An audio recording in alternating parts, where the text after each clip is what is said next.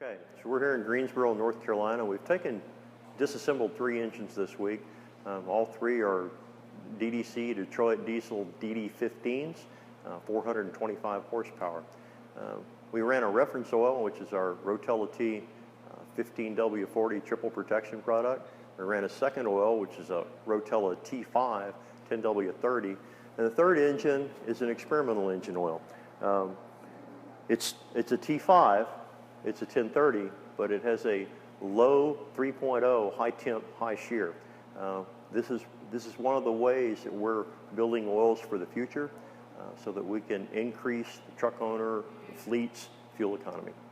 The level of protection that we saw in the experimental engine oil product, the oil did as good a job in that engine as it did in the reference oil, which is a triple protection 15W40.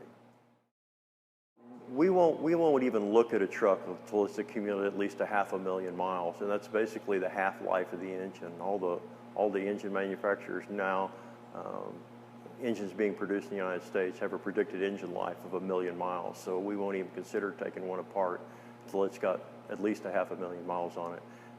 We took apart a DD15, which was our first shot at 10W30s. We took that one apart at 829,000, and it just like these two 1030s. It looked very, very good. Typical loads, generally they're under 80,000 GVW, run 76, 77,000 GVW. Camshaft here, intake camshaft here. If we were going to see wear, it'd be right here on the very apex of the lobe, on any of the lobes.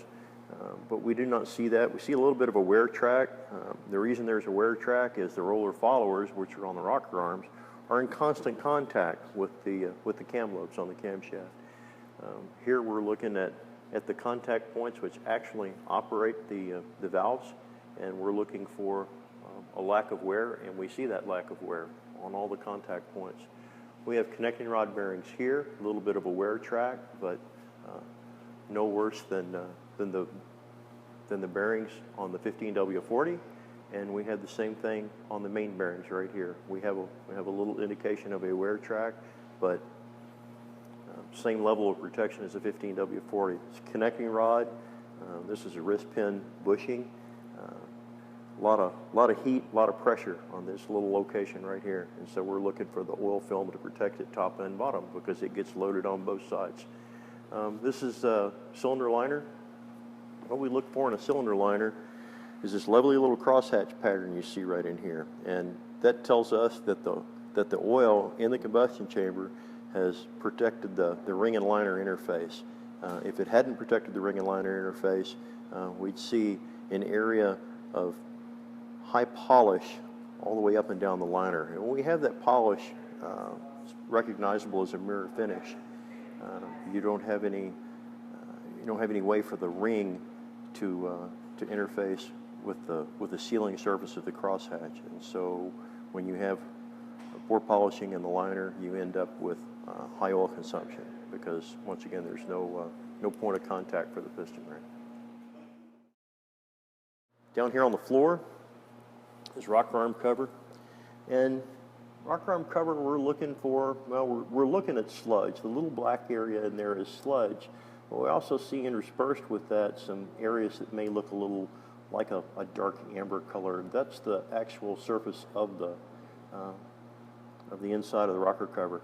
So sludge is a measure of depth, and the sludge that we see here doesn't have a whole lot of depth to it, which means the detergency package in this experimental oil functioned as it should. It did its job, keeping the inside of the engine clean.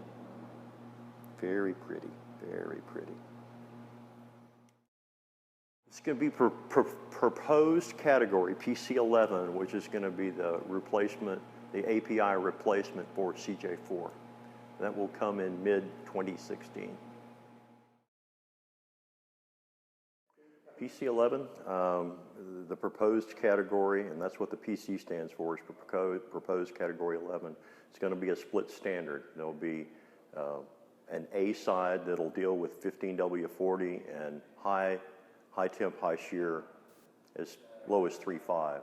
and then anything below 3.2 will be in the B category. It's yet to be determined. It's still in the discussion phase on whether it's going to be backwards compatible. I think it's probably going to end up being the A side will be backwards compatible, but the B side is going to be 2017 engines going forward. Everybody's going to have to work together to get the EPA mandated changes in Class 8 fuel economy.